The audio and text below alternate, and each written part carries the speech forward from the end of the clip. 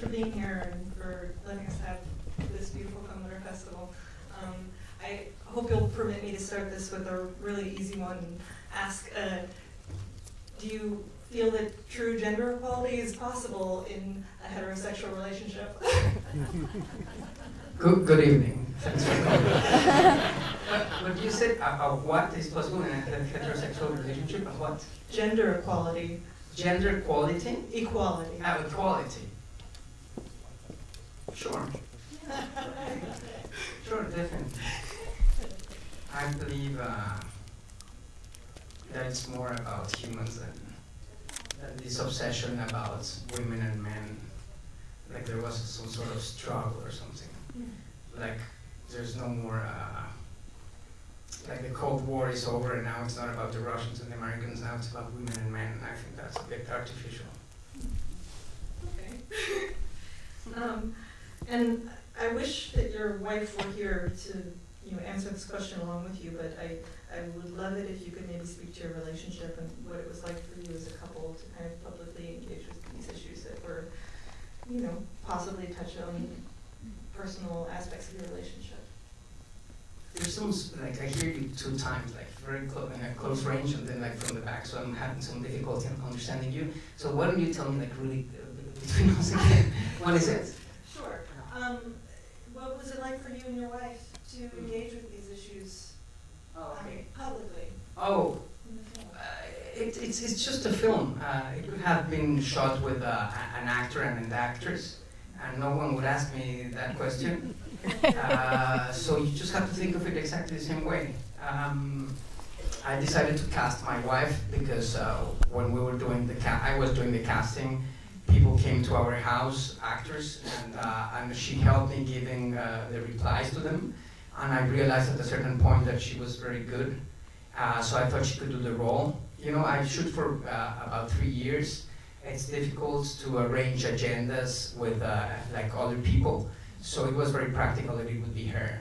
And I didn't write the film for her or for me. It's just an ordinary film in that sense.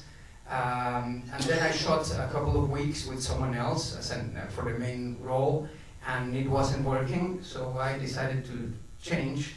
And I remember Buster Keaton said that when there was no director, when there was no actor, the director had to come in. So I had to do it. I really felt like I had to do it. And I thought that would probably be difficult at certain points, especially because the film could be misunderstood in a way, like it's something meta-cinematographical, like something related to a reenactment of life, but it's not, it's a fiction film. She's wonderful in the role, so it worked out. But I'm going to ask you another significance question, but is there a significance then to the title, Our Time? Yes, it could be our time, like the time of the couple to solve certain issues between them. It could be broader, like our time, like the times we're living, in the sense of I thought a lot about the phones, and how that has changed a lot of actual relationships between men and women, and sexual relationships altogether. How people nowadays don't flirt like in physical life, but everything is prepared before by phone. Like social media and all these applications and all that.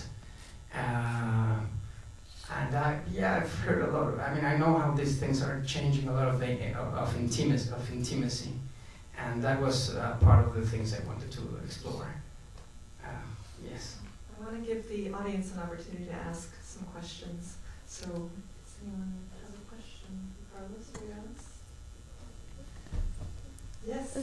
Is there a significance in the timing of when the bull first gores that horse in a parallel to their relationship and what's going on at that time?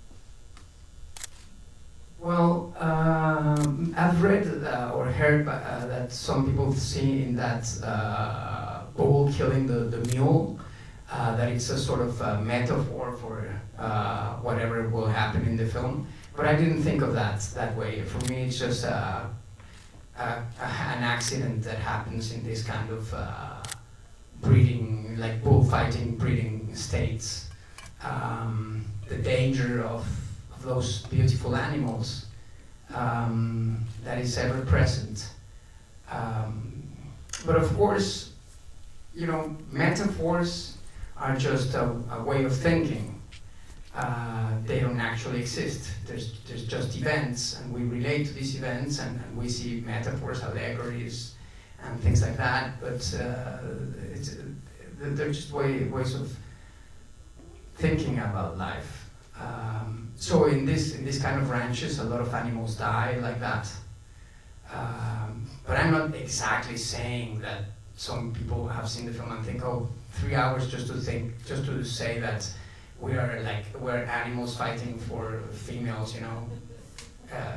It's said in the film that is there too. That's part of reality among mammals, but it's just a little part. I think the whole thing is composed by many layers. So, yeah, nothing particular about the timing. For me. Yes, here? Well, first I just wanted to say I thought it was a really brave film. I really liked it. My first film of yours that I've seen.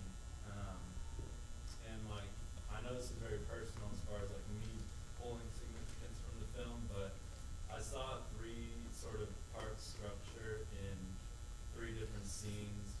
One being where the mule gets gored like that, and then one where the bullfighter sort of leading along the bull with the red material, and then the ending scene where I don't know if it's supposed to be the same bull, but the bull gets pushed over the cliff. And I was just wondering, I guess for me, I saw it more as like the event between Esther, what transpired between Esther and the gringo. Yeah. As being similar to the goring scene, and then the way that Juan reacts to it is sort of what the bullfighter, what's the toreador, what he decides, the way he decides to approach the situation is kind of like the way that toreador decides to deal with the bull, right? To lead it on. Yeah. And then the ending is sort of seemed to me like, especially with the music, seems like a victory in Juan's mind. So I was wondering, but then is there a victory for Esther too? Because she seems pretty frustrated at the end. I had never think of it that way, but I think you're right. What I mean to say is that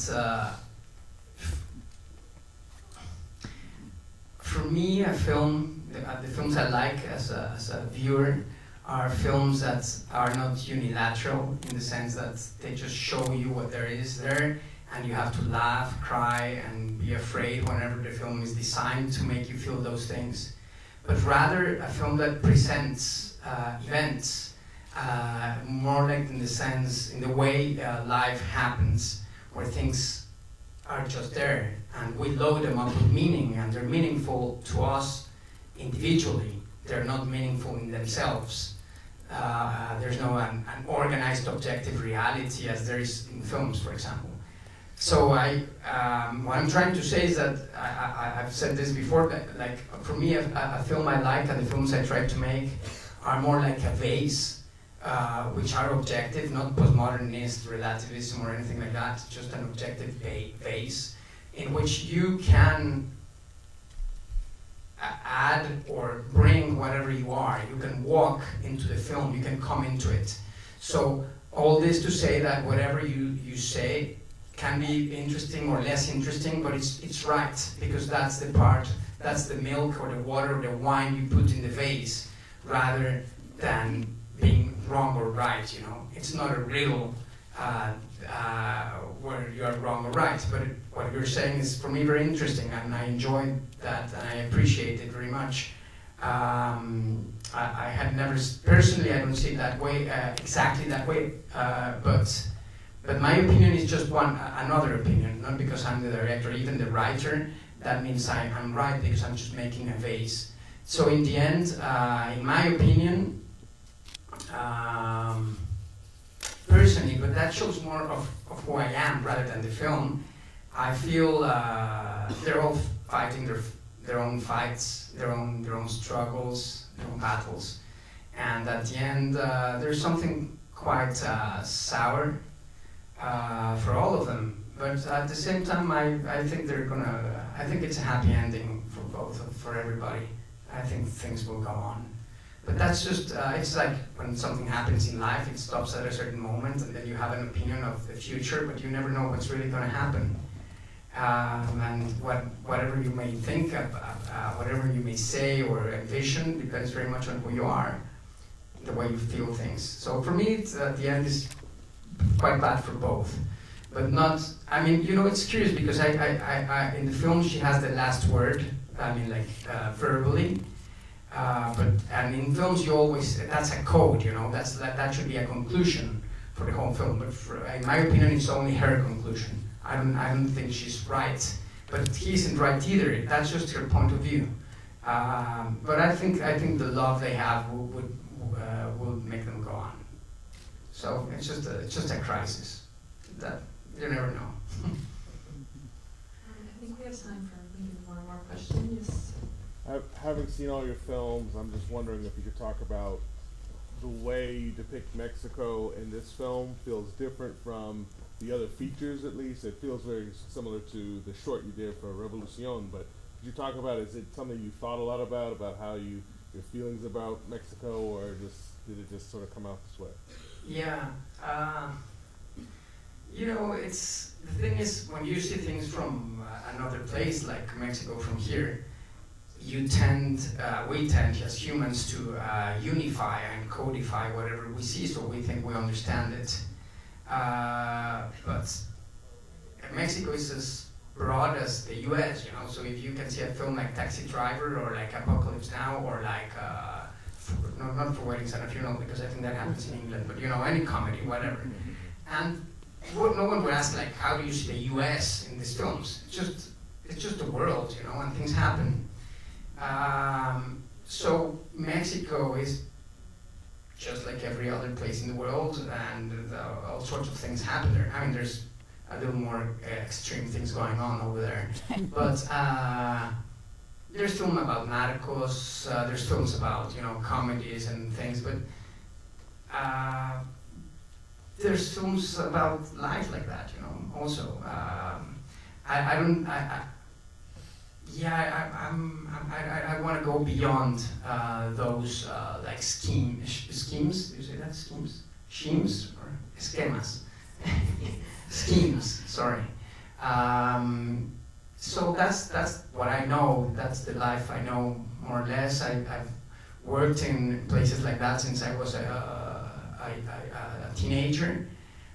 Since I was a boy, actually. And that's the Mexico I know. But I also know Cancun and other places like that. Everything is going on there, just like here.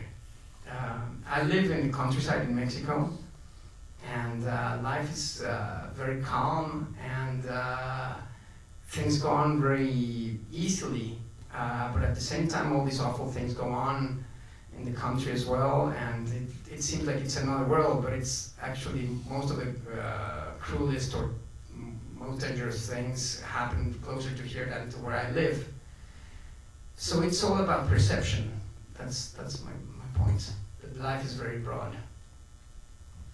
Well, thank you so much for being here and for being yourself.